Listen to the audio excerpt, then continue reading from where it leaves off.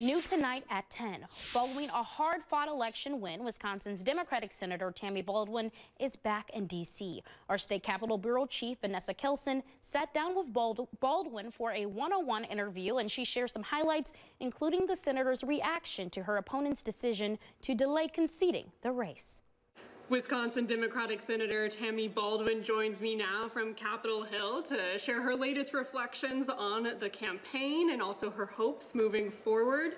You know, Eric Hovde, your Republican challenger, conceded yesterday. Were you expecting it to take almost 2 weeks after Election Day for him to concede? What's really important in my view is that Republicans and Democrats and independents alike need to respect the election process, and there was a fair election in Wisconsin. Has Hovde called you to concede?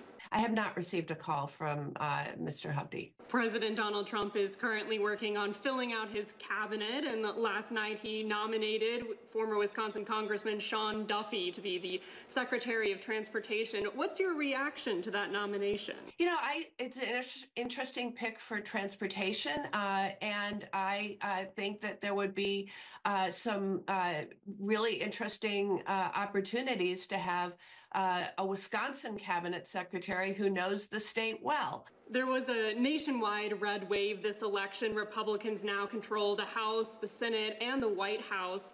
As a Democrat, how are you planning to have any impact with all of that control with Republicans? Look, first of all, this isn't the first time I will have served in the minority, and it's a new Congress, but I am here to do what I always have, which is fight for Wisconsinites.